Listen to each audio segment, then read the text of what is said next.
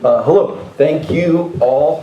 First of all, to the organizers, thank you for allowing me to travel here to Salerno to present this piece of my research.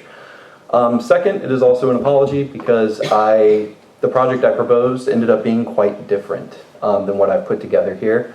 And so what I have intended now to focus on and switch was looking at military newspapers that were produced during the war and the perceptions and the ideas that the GIs created as they moved through Sicily and Italy, and how those reaffirm shaped mentalities. Let me get into it. So, as the Allied front crawled up the Italian peninsula during the Second World War, it left in its wake a cast of beleaguered soldiers across Italy and Sicily, and a series of military bases, institutions, and bivouacs. Soldiers' lingering presence saw soldiers in the military desire entertainment, leisure, and new experiences within their new occupied territory. As these American soldiers adventured throughout the peninsula, the Stars and Stripes newspapers, the most widely distributed U.S. military newspaper, published numerous soldier narratives and narrations of Italian spaces and soldier mobility that illustrate the construction of an imagined peripatetic male soldier at the intersection of war, tourism, and gender. The newspaper columns, Yank About Italy and Yank About Sicily, provided American soldiers a space to recount these experiences and adventures traversing Italy, functioning as a travel log of their experience, and that was also widely accessible to the populations of soldiers abroad. They constructed imaginaries of Italy and Italians as both familiar and foreign, demasculinized and feminized, and commodified and experiential, while simultaneously constructing an image of an American masculine soldier that was a cosmopolitan traveler, a hegemonic tourist, and an apathetic occupier. Travelogues, particularly popular in the 19th century, are authored by individuals captivated by the images and experiences of traveling abroad. First and foremost, they function as entertaining pieces that help to stimulate curiosity and encourage travel. Yet the accounts are entirely fashioned by the traveler's viewpoints, perceptions, signifying a narrative that exists somewhere between imagination and reality. The travelogues published within the Stars and Stripes underscore this liminality as soldiers melded their subjectivities and various priorities from the military to the personal to construct narratives that stimulated an interest in their new occupied territory. As sources created during Allied occupation of Italy, they highlight how soldiers' specific perspectives created and recreated their own perceptions and prejudices throughout the cultural and social exchange of occupation. Investigative collectively, soldiers' travelogues present the promotion of an imagined and representative image of the traveling soldier, a model male American soldier that toured, adventured, othered, and consumed the sights and people of Italy and Sicily, and defied himself and American masculinity through his experiences abroad. This was an adaptable masculine imaginary that was deeply contested, but socially formative and shaped by the experiences of soldiers abroad, an interconnected process that is the principal concern of this essay. The imaginary of the traveling soldier served two conflicting but complementary roles. First, it helped to justify occupation as a wartime process, noting Italy's significance to the soldier through experiential learning about the country's history and culture. Harsh winters, increasing casualties, and realities of war required justification, and occupation requires a certain level of buy-in from the occupying force. Soldiers could see the sights and experience Italy as a palliative measure, and if not through their actions, then through the stories of other soldiers. Second, experiencing the foreign and unfamiliar also allowed soldiers to define themselves and what it meant to be American through travel and tourism, while also functioning as an othering process that gendered and racialized Italians and Sicilians as they moved about the peninsula. The accounts of soldiers in Yank About Italy and Yank About Sicily stress soldiers' ambivalence toward occupation and at times their complete disinterest and apathy towards occupied civilians, signifying the greater toll that occupation took upon soldier-civilian relations. It is this untidy interconnection of intention and perception and the potencies for travel and tourism that is at the core of these Stars and Stripes travelogues. Lastly, the portrayal of the masculine soldier. Tourists contrasted the desires of both the military and the soldiers. Military policies inhibited soldiers' mobility and their ability to experience the occupied territory. Yet, as the realities and lengths of war took its toll, soldiers also expressed a disdain for the foreign and travel. Soldiers express increasing desire for an end to war, but also return home, as travel logs depict both a nostalgia and superiority of America and the home. Military policies and soldiers' desire to return home were oppositional to the constructs of soldier tourism, signifying the limits of travel logs and the imaginary of the masculine mobile soldier. Therefore, the traveling soldier is then both about inability and unintentionality in addition to hegemony and cosmopolitanism. To be sure, soldier tourism was a gendered phenomenon, one that reified and reconstructed femininities and masculinities. Issues of gender, sex, and sexuality, if not always central concern for historians and scholars of warfare, international relations, and occupation, are imperative for understanding power relations between individuals and nations, particularly in the study of the heteronormative male soldier on an occupied population. Most significantly to the touring soldier, their experiences in Italy served to construct ideals of American nationalism and its relation to masculinity. Domestic crises of masculinity can possess the potential to provoke imperial action abroad as a nation seeks to shore up its masculinity both internationally and domestically. But masculinities are malleable constructs that can be applied and repurposed for conflicting ends that do not always support the state's intentions. Theories of masculinity, particularly hegemonic masculinities, study the relationship between masculine power to investigate how particular groups of men inhabit positions of power and wealth, and then how do they legitimate, reproduce the social relationships that generate their dominance. In the case of the American soldier in Italy, dominance was personally reified through travel and travel narratives. It is then about how soldiers do or do not understand the stakes of their power abroad, but also how that power shapes their perceptions of the domestic and the foreign as they moved about the peninsula. Focusing on these newspaper columns can help us to better understand soldier tourism and soldiers' relationship to travel, exposing the limits of military intention and the potpourri of tourism's functions at play when defined, described, and consumed by fellow soldiers. Travel logs, narratives of travel and tourism, and portrayals of Italian civilians and soldiers' encounters are littered throughout the Stars and Stripes, and they depict a much more uninhibited account of travel, leisure, and the exploits of soldiers within Italy. As Cindy Elmore has previously argued, the history of the Stars and Stripes is one of continuous conflict between journalistic independence and government military oversight. Throughout World War II, the paper was commended for its journalistic integrity and the efforts of soldier journalists to put themselves into the battlefront for a good story. But soldiers often engaged in self-selective censorship and fell victim to military oversight for stories that could impact troop morale. Nonetheless, the journalists of Stars and Stripes crafted intricate stories from their experiences that ran contrary and with the military's intentions. In August of 1943, less than a month after arriving in Sicily, the military published its first newspaper for the Sicilian front. The newspaper announced the opening of American and Allied spaces for soldiers' leisure that would make their new occupied territory more tenable for the newly arrived soldiers. They described the setup importance of these American spaces from military installation, Red Cross stations, amenities, theaters and cinemas, sports recreation areas, beaches, and officers' clubs within Sicily. Scattered throughout news of the home front and war front, and throughout the Sicilian edition, as well as in the Neapolitan and Roman editions. The significance of travel and tourism in the experience of Italy as a male soldier emerges within the soldier articles, poems, op-eds together depict this soldier tourist that was enriched and shaped through his travel and his experiences abroad. Experiences that were substantially more intimate and blunt about the priorities and experiences of the soldier. Whether it's the ruins of Pompeii, the altar of the fatherland, a night at the cinema, or dinner at the home of an Italian family, travelogues help soldiers make sense of Italy and Italians, and also themselves. The sites and history of Pompeii help soldiers think of themselves at this intersection of cosmopolitan tourists and hegemonic soldiers. A soldier iterated to the reader the importance and significance of being seen through GI eyes. The Pompeii travelogue could read as though it was written for any prototypical tourist of Italy that desired a deeper appreciation for its history, except for its emphasis on the perception of the male soldier. By stressing soldiers' perceptions, the author reified the defining process of occupation mobility on male identity.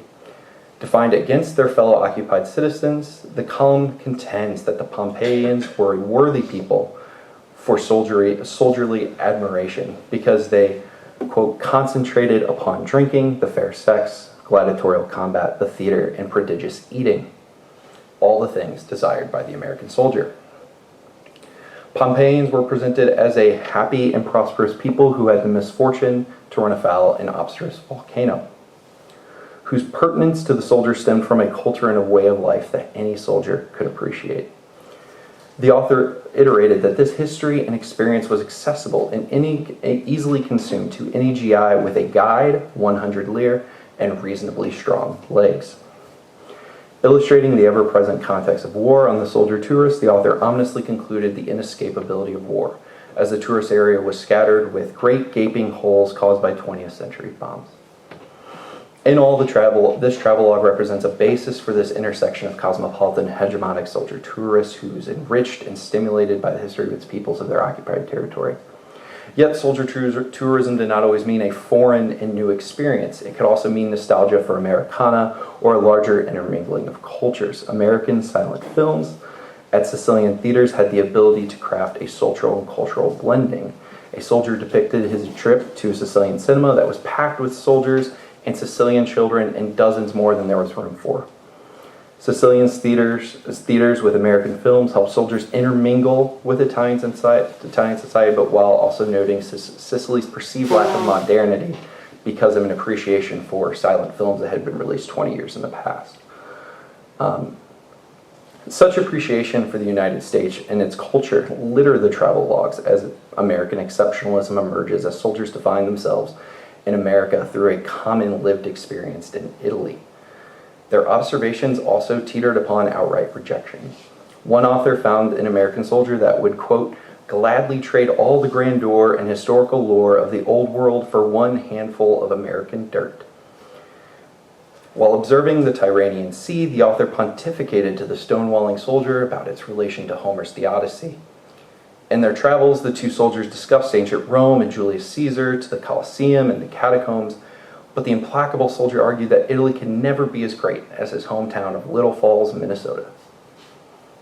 While the soldier had no interest in the ruins of ancient Rome, the stubborn soldier declared his limited interest in touring Italy as, quote, I just want to send home a postcard to Mom with Rome on it. She'll be tickled pink, end quote. Much to the dismay of the author, all of the soldier's tours in Italy and the information and history gathered by the soldier solidified an idea of America as a means to demystify and to interpret Italy.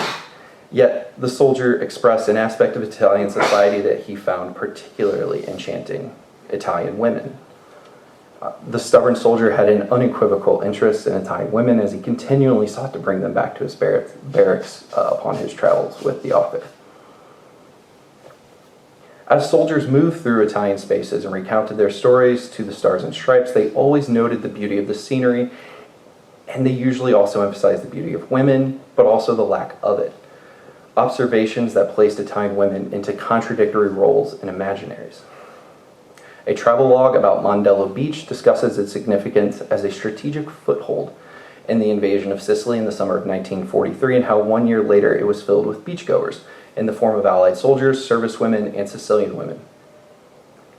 For the male GI in the summer of 1944, the Mondello Beach still offered the imposing sight of American and Allied militarism in the form of naval vessels, but also the beauty of the Mediterranean Sea and Sicilian sailboats, but now it was filled with beachgoers. The beach offered, quote, lovely live pinup girls in the form of nurses and local products. Far from hiding the commodification and dehumanization of Italian women by describing their presence as, quote, beach ornaments, the author warns that the American Army Nurse Corps gals put all Sicilian women to shame, and that this is evident to any GI that possesses, quote, a pair of high-powered binoculars from the enlisted men's side of the beach. They were sexualized but secondary to Allied women, a literal othering gaze that emphasized the femininity of both Allied and Sicilian women but degraded one to the other. While Mondello Beach no longer served as a formidable beachhead, it now served the purpose of leisure and functioned as a space in which to experience an other through feminization and degradation of the foreign feminine. a feminized degradation that continued as Italian and Sicilian women were depicted as a contest and a trinket, a perception that constructed an American soldier's masculinity and the loss of Italian males' masculinity. To be sure, Italian women took on a much more visible role within the travel logs, as sex and sexual imaginaries were at the forefront of American soldiers and their depictions of these encounters. Intimate interactions between soldiers, Italian women, Italian family, and the home are prominent aspects of these soldiers' travel logs. At many times, these travel narratives attempted to give some reasoning around Italian family dynamics, or were still also an outright dismissal or general ambivalence toward the family. They tended to focus on their perceived lack of modernity, poverty, or conservative values, which became reasons for soldiers to other their foreign occupants. For American soldiers, imaginaries of and interactions with Italian women were critical spaces in which soldiers affirmed their own masculinities and shaped perceptions of femininities of Italy and Italian women. Addressing a soldier's potential desire for courtship, Corporal Theodore Webster described the cultural and social impedances of acquiring a young signorina for the inexperienced soldier in a short guide for pursuing the elusive female. He described the potential for an encounter, but its limits as, quote, in case you, a pleasure-seeking GI, happen to meet a ravishing, well-molded signorina and succeed in making a hit with her, the chances are, unless you are extremely clever, you'll be held on first base by forces stronger than yourself.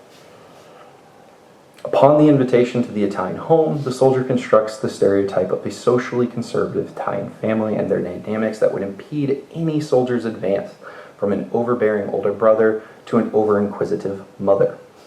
Yet the brother and father are presented as useless deterrents in the face of a persistent GI, as the soldier ambiguously contemplates the wide array of possibilities if he could, quote, only get that baby somewhere alone. This unmodern and socially conservative perception and portrayal of the Italian family portrays them in their efforts as hopeless, no matter how difficult or resistive they are to the persistent determination of the Allied soldier. Yet, in this case, the soldier was unsuccessful in his advances, but it ends with that he would try and try again another day. The family was portrayed as a contest or a game for the American soldier, a game that if won possessed sexual possibilities. Then Italian women, the family, win or lose, became about the pursuit, the attempt, and the story of the chase. In the soldiers jockeying for power in contest with the Italian family, Italian men tended to be framed around a general laziness or an inability to support a family, a larger symbolization for the defeat of the nation and a loss of masculinity, a stereotype that parallels other images constructed during the war as they were unable to maintain the nation, women, or the family. In a write-up on a typical Sicilian family, Salvatore Loricelli, a happy man that never said a word, in many ways represents these failures. Recently returned from the war, Salvatore suffered from shell shock from his time in the service. His large extended family was, quote, very poor, but no poorer than many others, and they all resided in a one-room apartment. The house consisted of an entrance broken out with a fishing net functioning as a door. The 15-year-old sister-in-law is married to Carlo, who, quote, sold American tobacco and cigarettes on the black market.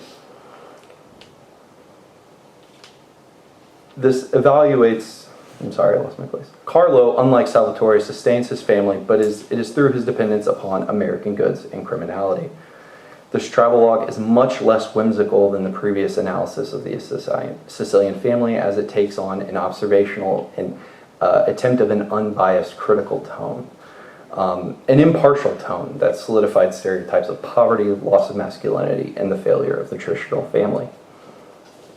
Collectively, this selection of travels and tourist narrative depicts a gendering and othering of peoples through the phenomenon of war and occupation, and part of this process worked through the creation of an imagined male soldier tourist in Italy, an amorphous creation that's simultaneously accentuated by curiosity and ambivalence, cosmopolitanism and provincialism, and militarism and tourism, to shore up their own masculinities and feminize their fellow occupants. While these narratives of travel and tourism understood Italy as a commodified experience and Italians as an othered people, soldiers wrote into the paper and argued that they could not achieve a similar type of experience because of military restrictions upon soldier mobility. Writing into the paper in September of 1943, Private Milt Grossman wrote that military restrictions on soldier mobility in the form of off-limits towns, bars, and clubs inhibited soldier tourism. The narratives of tourism and travel contrasted the actual soldier experience as he responded directly to the yank-about columns and travel logs. Quote, "We, the undersigned, are indebted to you for giving us fine script and beautiful verbal scenes of Sicilian countrysides and the local equivalent of life. However, we wonder how long this will last, for we too would like to wander out and dip our fingers into the Sicilian scenes on occasion. We can't always copy what you have and send it home in a letter." Hinging his argument upon the importance of being able to send the experiences to the foreign home drives home the importance of defining the nation itself against the other, while also allow us to consider the significance of immobility in relation to mobile imaginaries. The military utilized off-limits and on-limits towns, bars, and areas to structure the encounter, usually attempting to avoid venereal disease or actions deemed undesirable by troops and soldiers.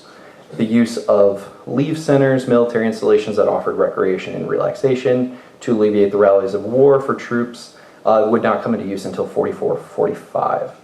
Writing a week earlier, Private First Class Carl Rondinelli similarly questioned the soldiers' travel limits and restrictions placed on GL mobility when compared to travel articles, saying, quote, "Many of us are wondering why Palermo is on limits to troops and all the other towns are barred to soldiers.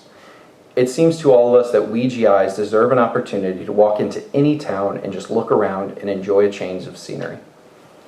Rondinelli argued that the military gave them much more freedom in North Africa, and that since most of the soldiers had been abroad so long, he contended that they would know how to properly conduct themselves. Envying the agency of movement depicted in the travel logs, Rondinelli and Grossman depicted the reality of furloughs, day passes, and off-limits towns that ran contradictory to the soldier-tourist imaginaries. Aside from a disdain for military restrictions, there was also a general rejection of soldiers' travel and tourism more broadly within the newspapers. Every issue, while shaping an ideal tourist, consists of news from the home front, news from it, a longing for home also make up every issue and even become a focus of many of the travel logs because of soldiers' readiness for an end of war. The bulk of Italian soldiers would leave at the end of the war in 1945 and with the end of occupation in 47, but ideas and concepts developed during the war continued to shape and impact post-war thinking. Soldiers and their perceptions were only piece of a larger war and post-war encounter with Italy, as soldier tourists were a precursory form of tourism compared to the post-war tourists that would later invade Italy. Overall, it was a feminization of Italy and its government, its cultures, and people by Italians and Americans to meet the needs of the war and post-war geopolitics. Maria Escolar has shown that this gendering of Italy as feminine during and after the war was required for a post-war redemption and a larger incorporation into Western relations. The image of the victorious male soldier continued, but it was supplanted by a much more prominent post-war image of Italy and its peoples and cultures as feminized and commodified American object. America's post-war domestic ephemera continued this feminization of Italy as they were brought under an umbrella of post-war American politics, culture, and power. American Soldiers' Imaginings is a small piece in this larger mid-century restructuring of U.S.-Italian relations during and after World War II, but a reformation that was initially shaped and restructured through American militarism and the eyes of GIs. To conclude, the series of Stars and Stripes travelogues presenting this essay offer the historian a window into the multidimensional imaginaries of the traveling soldier. Imaginings that shaped and were shaped by the perceptions of male soldiers abroad. Soldiers' travelogues produce a unique perspective of occupation and war through an analysis of intimate encounters and recreations. In the end, it was the soldiers' perceptions, constituted by occupation, mobility, and masculinity, that would have lasting consequences for both occupation and post-war international relations. Thank you. Thank you.